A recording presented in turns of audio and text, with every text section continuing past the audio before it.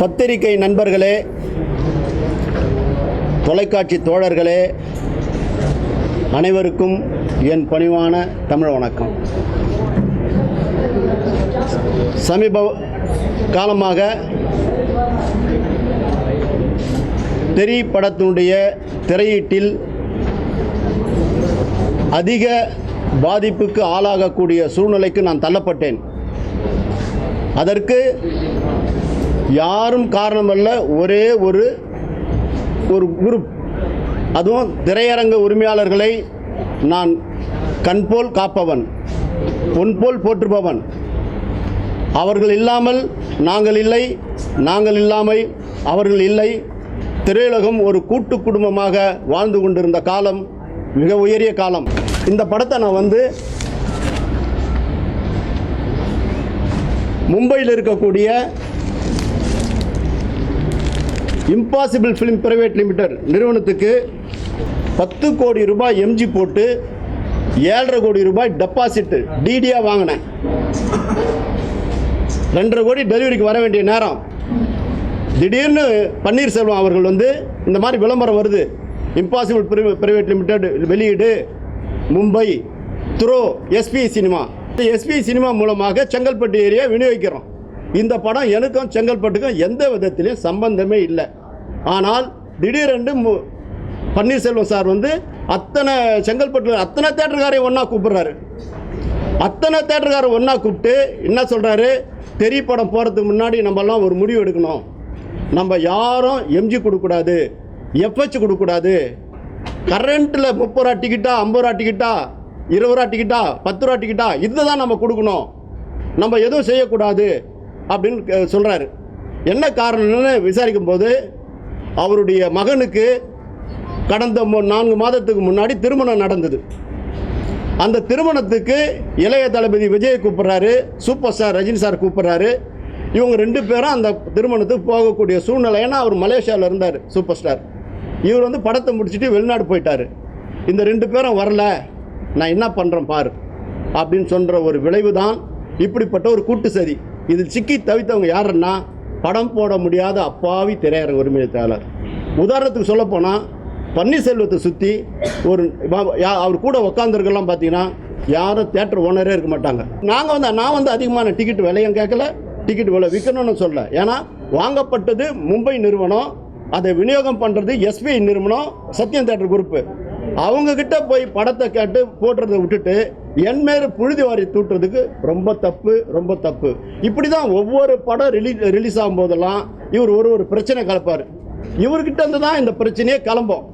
ஒவ்வொரு நடிகரை கை கட்ட வைக்கணும், ஒவ்வொரு நடிகர் படத்தை வரும்போது ஒரு பிரச்சனை உருவாக்கணும். இப்படி பண்ணி ஒவ்வொரு இடத்துல பாயும்புலி ரிலீஸ் ஆகும்போது எதுக்கு 25 லட்சம் கேட்டு வாங்குறாரு. கணிதம் நான் ரிலீஸ் பண்ணது என்கிட்ட 25 லட்சம் எதுக்கு கேட்குறாரு. கபாலில் ரிலீஸ் ஆகும்போது 25 லட்சம் கொடுமா. இப்படி ஒரு சூழ்நிலையை எதுக்கு அவர் பிளாக்மெயில் பண்ணுறாருன்னு எனக்கு தெரியல. நான் அவருக்கு எவ்வளோ இருக்குது அதெல்லாம் சொல்ல முடியாது. அந்த மாதிரி ஒரு சூழ்நிலையில் அவர் அப்படி பண்ணியிருக்கிறாரு. இந்த சூழ்நிலையில் இதுக்காகத்தான் நான் இந்த தண்ணியில் விளக்கம் கொடுக்குறோம். அதாவது மும்பையில் இருக்கக்கூடிய ஒரு நிறுவனம் அந்த படத்தை வாங்குறாங்க. அது வெளியிடுற உரிமையை எஸ்பி நிறுவனத்துக்கு கொடுக்குறாங்க. அவங்கக்கிட்ட போய் படம் போட்டு அவங்கக்கிட்ட பேசி பண்ணணும். எதுக்காக இப்போ தேட்டரில் எவ்வளோ 40 ஸ்க்ரீனில் ஓடுது. சென்னை நகரில் இது ரெக்கார்ட் பிரேக் பண்ணியிருக்குது. வசூலில் மிகப்பெரிய சாதனை படுத்துது. உலகெல்லாம் எங்கே திரும்பினாலும் சாதனை. ஒரு சில திரையரங்கத்துக்கு நாங்கள் கொடுக்க முடியலையே, எங்கள் எஸ்பி நிறுவனம் கொடுக்க முடியலன்னு வேதனைப்படுறோம். அதுக்கு நாங்கள் காரணம் இல்லை, சூழ்ச்சி வலையில் சிக்கிவிட்டீர்கள். சூழ்ச்சிக்கு நம்ம பாதுகாக்கணும், நம்ம பாதுகாக்கணும். ஒரு தேட்டரு செங்கல்பட்டில் இருக்கிற 50 தேட்டருனா 49 தேட்டரு துட்டு கொடுத்து போடுறேன்றாங்க. ஒரு தேட்டரு கொடுக்க மாட்டேன்றாங்க. நான் பணமே தரமாட்டேன், நீ படத்தை கூட நான் ஓட்டி கொடுக்குறேன். நான் பன்னீர்செல்வம் சார் நான் குறிப்பிட்டு சொல்கிறேன். நீங்கள் ஒரு தேட்டர் ரோகிணி கட்டினீங்களே, 3 வருஷமாக ஷேர் கொடுத்துருப்பீங்களா, 2 வருஷமாக ஷேர் கொடுத்துருப்பீங்களா. இப்போ மாத்திரம் நீங்கள் டெபாசிட் கொடுத்து படம் போடுறீங்களா? நீங்கள் கொடுக்க தானே வாங்குகிறோம். இன்னும் நீங்கள் வரி கட்ட நீ எங்கே கட்டியிருக்கிற? நீ எடுத்துக்கொண்டு இல்லை கிட்டத்தட்ட 20 வருஷத்தில் எவ்வளோ அரசாங்கத்துக்கு வரி கட்டிக்கிற நான் கேட்குறேன். யாரை பார்த்து கேட்குறீங்க? நீங்கள் அநியாயத்துக்கு போகக்கூடாது. நான் உங்களை பற்றி தனிப்பட்ட முறையில் விமர்சனம் பண்ணுற வேதனைப்படுறேன். எவ்வளோ உங்களுக்கு உதவி செஞ்சுருக்கிறேன், அதெல்லாம் பட்டியலிட வேண்டியதில்லை. இந்த சினிமாவுக்கு என்ன நீங்கள் பண்ணியிருக்கிறீங்க? டிஆர் உட்காந்து சேரில் யாரை உட்கார வச்சுருக்கீங்க? நான் கேட்குறேன். ஒரு நாள் எங்கள் ஆஃபீஸ் வந்தார், இந்த மாதிரி டிஆர் ஃபோட்டோ நான் வச்சுருக்கிறேன் பன்னீர் சார், எதுக்கு நீங்கள் பக்கத்தில் தண்ணி அடிச்சுட்டு உட்காரு, பசங்கள்லாம் பக்கத்தில் உட்காரு, அசிங்கமாக இருக்குது பன்னீர். இல்லைன்னா எனக்கு இவங்களை தாழ முடியலன்னு நானே விட்டுட்டு போயிடலான்னு இருக்கிறேன். போவாத, அவங்கள தள்ளி வை. அதுக்காக என்ன பண்ணுறாரு, பேட்டி கொடுக்கும்போது சவுத் ஆர்காடில் இருக்கிற ஒரு திரையரங்கு உண்மை பக்கத்தில் உட்கார வச்சுக்கிறாரு. உங்கள்கிட்ட செங்கல்பட்டில் இருக்கிற தேட்டர் ஒரு பக்கத்தில் உட்கார முடியுதா? பூந்தமல்லி சுந்தர் டாக்டர் கண்ணப்பன் சார் தான் உட்காந்துருக்காரு. இந்த சைடு சவுத் ஆர்காட் எக்ஸிபிட்டர் தலைவர். அப்போது உங்கள்கிட்ட மெம்பரே இல்லை, தேர்ட் பார்ட்டிக்கு தான் மெம்பராக இருக்காங்க. ஆக அவங்கள வச்சு வியாபாரம் பண்ணி இந்த சினிமாவை நசுக்கிறத இன்னையோட விட்டுடுங்க. உங்களுடைய முள்ளு விவகாரம் வெளில வந்துச்சு. யாரையாவது ஒரு கல்யாணத்துக்கு கூப்பிடுவீங்க, வரலன்னா அந்த படத்தை நிறுத்துவீங்களா? என்ன அர்த்தம் அது? இத்தனைக்கும் நான் படூர் ரமேஷ் கிட்ட காட்டினேன், என்னப்பா இப்படி ஒரு தகவல் வருது, ரெண்டு பெரிய ஹீரோக்கள் அவங்க கல்யாணத்துக்கு போகலன்றதுக்காக இப்போ நான் யாருன்னு காமிக்கிறேன் சொன்னேன். அண்ணா நான் புது அருவாலை தூக்கி போடுறீங்க அப்படின்னு அவர் சொன்னார். யோ, சொன்னதை சொல்கிறேன், உனக்கு தான் தெரியுமையா அப்படின்னு. ஐயோ, இது என் காதில் போட்டதை நீங்கள் சொல்லிக்காதீங்க. என்ன அசிங்கமாக இருக்குது. தயவு செய்து சினிமாவை காப்பாற்றுங்க. நாளைக்கெல்லாம் வந்து அதாவது உங்களை காப்பாற்றிக்கிறது ஒட்டுமொத்த திரையரங்க உரிமையாளர்லாம் கூட்டணும்னு நினைக்கிறது ரொம்ப தப்பு. எல்லாரையும் நாங்கள் கடவுளாக நினைக்கிறோம். யாராவது யாருக்காவது ஒருத்தருக்கு ஒரு பைசா நாங்கள் பாக்கின்னு சொல்ல முடியுமா? நான் ஒரு பஞ்சாயத்துக்கு போய் கணிதம் பிரச்சனை வரும்போது 30 தேட்டர் எடுத்து போய் போட்டேனே, இந்த பணமே தரலையே, இவங்களுக்கெல்லாம் பணம் கொடுக்க சொல்கிறேன். நான் கேட்டேன், நியாயம்தான் சொன்னேன். எத்தனை பேர் பணம் வரணும் பார்த்தல, ஃபோன் பண்ணி ஏப்பா பணம் தரல, கொடுன்னு சொல்லி பணம் கொடுத்து தானே போட்டாங்க. இப்படி பாக்கியே வச்சுன்னு வாழ்க்கை நடத்தின்னு இருக்கிறேன். கூட இருக்கிறவங்களாம் நல்லவங்களை வச்சுக்கோ. திரையரங்கு சிஃபார்ம் லைசன்ஸ் ஹோல்டரை வச்சு சங்கத்தை நடத்துங்க. நாடு நல்லா இருக்கும், நாம நல்லா இருக்கும், எல்லாருக்கும் சந்தோஷம் கொடுப்போம். எப்போ பார்த்தாலும் ஒரு படம் ரிலீஸ் ஆனால் பிரச்சனை எங்கே இருந்தாலும் பன்னீர்செல்வம் கிட்ட தான் வரும். அவர் யாரானா அவரை சுற்றி 4 பேர் ஒரு கேங் லீடர் இருப்பாங்க. அந்த 4 பேர் சேர்ந்து வச்சாதான் அவங்க சொல்கிறதா அவர் கேட்பார். ஏன் இப்படி இருக்கிற, எதுக்காக இப்படி இருக்கிற? இன்னையோடு திருந்துங்க, சினிமா வாழ விடுங்க. உங்களால் படம் போட முடியல, படம் போடுறவங்களை விடுங்க. வருஷம் போகிறப்ப அதுவும் சக்கரை பொங்கல் வடை பாயாசத்தோட ஒவ்வொரு குடும்பம் எப்படி படம் பார்த்து மகிழ்ந்துருக்கோம். ஒரு நடிகர் நடித்த படம் ரசிகர்லாம் எனக்கு ஃபோன் பண்ணுறாங்க, சார் நீங்கள் போடலன்னா நாங்கள் கஷ்டப்பட்டோம் சார்ப்பா, நான் போட தயாரிப்பா, போய் போட்டுக்க சொல்லுப்பா. போடாத தடுத்து நிறுத்துறேன். 3 முறை இந்த இதுக்கு மதுரையிலேருந்து அன்பு செழியன் வந்து அண்ணே படத்தை போட்டு கொடுக்க சொல்லு, நான் ரெடியாக இருப்பேன், போட்டுக்க சொல்லுப்பா. அருள்பதி சார் படத்தை கொடுத்தா போட்டு வா நான் பணமே டெபாசிட்டே கேட்காத கூட போட சொல்கிறேன். நான் பாருங்கள், அந்த அதாவது பாம்பேயில் இருக்கக்கூடிய மும்பையில் இருக்கக்கூடிய நிறுவனம் எனக்கு வந்து 7.5 கோடி பணம் கொடுத்தாங்க. அதுக்குண்டான கான்ட்ராக்ட் ஃபார்ம் இங்கே இருக்குது. 10 கோடி ரூபா எம்ஜி போட்டது, 7.5 கோடி அட்வான்ஸ் கொடுத்துருந்தாங்க. 14ஆம் தேதி படம் இந்த ப்ராப்ளம் வருது. தமிழ்நாட்டில் இருக்கக்கூடியவங்கக்கிட்ட போய் வியாபாரத்தில் சிக்கி மாட்டிக்கணுமேனு அந்த கம்பெனி நான் கவலைப்படக்கூடாதுன்னு 6ஆம் தேதியை நான் 2.5 கோடி டிடி எடுத்துட்டேன். இந்த ஃபர்ஸ்ட் வீக் வந்தானவனே 7.5 கோடி ஷேர் வருதுன்னா இருப்பார், 10 கோடி ஷேர் வருதுன்னா இருப்பார், 5 கோடி ஷேர் அதுலேருந்து எடுத்து அவருக்கு 7.5 கோடி கொடுத்துருவேன். தமிழ்நாட்டில் இருக்கிறவங்க யாரையும் ஏமாற்ற மாட்டாங்க. நீ எல்லாரையும் நம்பு. தமிழ் உணர்வு எங்ககிட்ட தாங்கி ஓங்கி நிற்குது. அவர் மெசேஜ் கொடுத்துக்கிறாரு, I believe you, I won't take DD, after 60th day I am coming and collect the டிடின்னு இங்கிலீஷில் சொன்னேன். எனக்கு இங்கிலீஷ் தெரியாது வச்சுக்கோ. இந்த பார் DD, original DD, xerox DD இல்லை. 6ஆம் தேதி எடுத்துருக்கிறேன். இப்படி ஒரு 10 கோடி ரூபாய் வரக்கூடிய வியாபாரத்தை முடக்கி என்ன நீ நியாயம் கற்பிக்க போற? நம்மளாம் புள்ள குட்டியை தானே வச்சிருக்கிறோம். நம்ம வாழும் காலத்தில் 4 பேரை வாழ்வித்து சந்தோஷப்படும் நினைக்க வேணாவா? நீ வருஷம் போகிறப்போதும் ஒவ்வொரு தியேட்டரையும் மூடினியா? நீ என்ன நியாயம்? 8 பேர் 7 பேர் 4 பேர் பழைய படத்தை பார்த்துன்னு இருக்காங்க. ஸ்டாலில் இன்னும் வியாபாரம் இருக்கும். ஒவ்வொரு குடும்பம் எவ்வளோ சந்தோஷப்பட்டிருக்கோம். ஏன் இப்படி பண்ணுற? எதுக்காக இப்படி பண்ணுற? இன்னும் சினிமா உனக்கு இப்படி கஷ்டப்படுத்துகிற? ஆனால் எல்லாத்தையும் வாட்ச் பண்ணி இருக்கிறாங்க கடவுள், அரசாங்கம். காலம் வரும், அதற்குரிய வழி கிடைக்கும். நீ ஒரு தலைமை, நல்ல முறையில் வழிகாட்டு, நல்ல முறையில் வழி நடத்து. உன் பின்னால் நல்லவங்கெல்லாம் வருவாங்க. நீ தலைமையாக இருந்து நீ எப்படி செய்கிற? போடாத தடையே உனக்கு இப்படி இருக்குத. காலம் உனக்கு தடை போடும். நன்றி, வணக்கம். சில தேட்டர்களில் சில சங்கேதங்கள் நடக்கும். அவங்களுக்கு மட்டும்தான், எப்பா இந்த ஊரில் இவ்வளோ பேர் பார்ப்பாங்க, எங்களுக்கு இவ்வளோ ஒரு 50 லட்சம் 10 லட்சம் வசூலாகும், எனக்கு ஒரு 3 லட்சம் எம்ஜி கொடு, வசூலில் 30% 40% தான் கேட்போம், ஏன்னா இதாவது வரட்டும்னு. அது தரமாட்டேன், அட்வான்ஸும் தரமாட்டேன், நீ படத்தை கொடு, நான் 100 கோடி 150 கோடி படம் எடுத்து இவர்கிட்ட கொடுக்கணும், இவர் போட்டுட்டு எங்களுக்கு பிச்சை போடுவார். என்னையா நியாயம்? அதுக்கு தான் தற்காப்புக்காக நாங்கள் போகிறது, வேற ஒன்றும் இல்லை. நாங்கள் கொலைகாரனுங்கள்ல நாங்கள் எல்லாரையும் வாழ வைக்கிறவங்க. இது இப்போ போட்டிருக்கிறோம், ஏதாவது பிரச்சனை தான் பாருங்கள், கரெக்டாக பாருங்கள், ஃபர்ஸ்ட் எக்ஸால் லட்டு மாதிரி செக் வரும். அவங்களுக்கு கொடுக்குறிய நீயா எங்களுக்கு கொடுக்க மாட்டேன்ட்டு ஒருத்தர் கேட்குறாரு. ஐயா, அவர் தேட்டருக்கு எப்படி கட்டிக்கிறார் பாரு. அவர் நான் கேட்குறேன், டிக்கெட்டு 10 ரூபா தான் விற்கிறேன், ஏன் 10 ரூபாய்க்கு வாட்டர் பாட்டில் ஏன் 12 ரூபாய்க்கு இல்லை, ஏன் 30க்கு விற்கிறேன்? டிக்கெட்டு மாட்டில் நீ 10 ரூபாய்க்கு விற்கணும், 30 ரூபாய்க்கு விற்கணும். ஆனால் அவங்க விற்கிற பொருள் மாத்திரம் நீ 100 மடங்கு 200 மடங்கு சேர்த்து விற்கணும். எதுலேயும் ஒரு நியாயம் இருக்கணும்.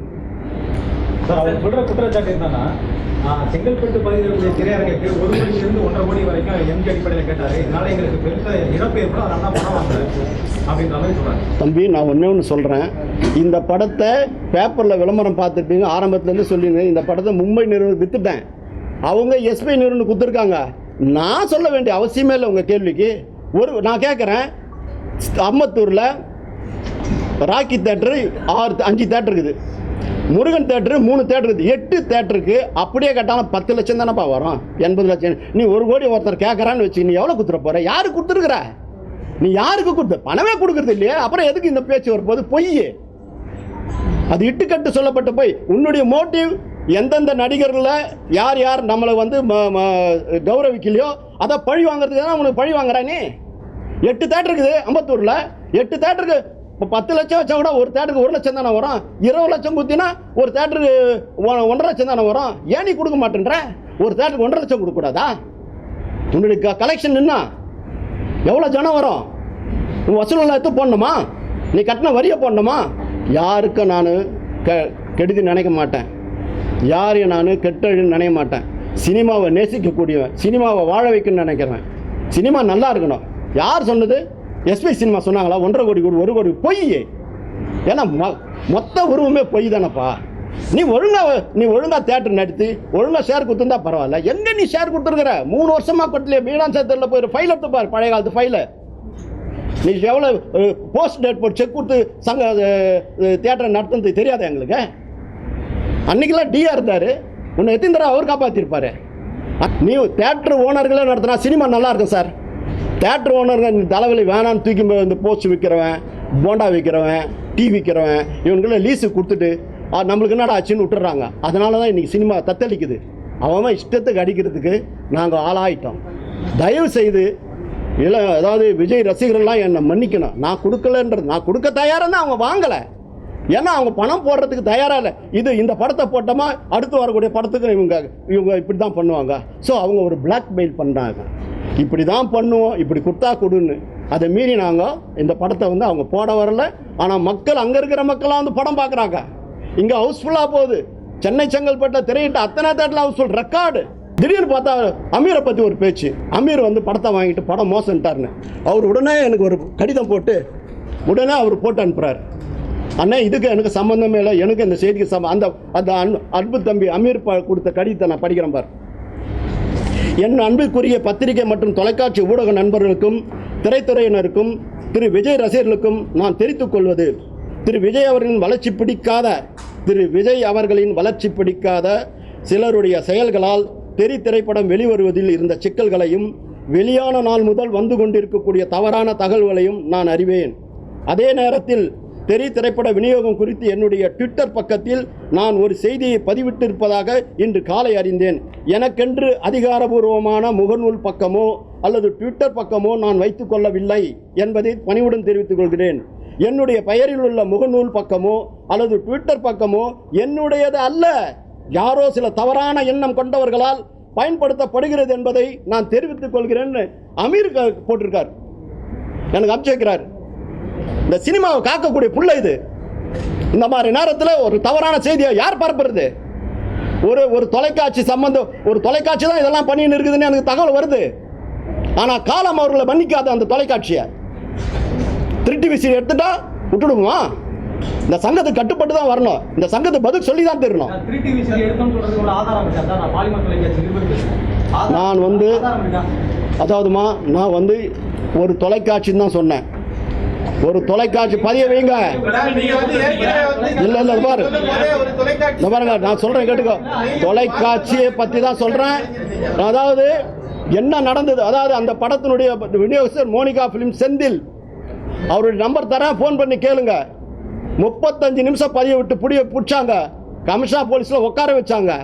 உட்கார வச்சு அதுக்கப்புறம் அவர் ஆஃபீஸில் 2 மணிக்கு கூப்பிட்டு செட்டில்மெண்ட் கேட்குறாங்க. எதுக்கே செட்டில்மெண்ட்டு? ஏன் செட்டில்மெண்ட்டு? தவறு பண்ணால் தான் செட்டில்மெண்ட்டுக்கு வருவாங்க. தவறு பண்ணலன்னா செட்டில்மெண்ட்டுக்கு வர மாட்டாங்க. ஏன்னா அந்த அந்த அந்த உரிமையாளரை பற்றி எனக்கு தெரியும். கேபிள் டிவி நடத்துறதுலேருந்து என்னென்ன வகையில் அவங்க பண்ணுறாங்கன்றதுலாம் எனக்கு தெரியும். நான் ஊடக நண்பர்கள் கௌரவமாக மரியாதையாக பழகினதுக்காக சொல்கிறேன். அவங்களே வெளிச்சம் போட்டு காமிக்கிறான், எங்கள் அப்பா குதிரைக்குள்ளே இல்லைன்னு. அதுக்கு நான் பொறுப்பல்ல. சங்கம் இருக்கிறது, தயாரிப்பாளர் சங்கம் இருக்குது. அது சம்மந்தப்பட்டவங்க வந்து கொடுப்பாங்க. நாளைக்கு அப்பா அதை பற்றி தகவல் வரும். இப்போதைக்கு இதோடு நிறுத்திக்கிறேன். நன்றி.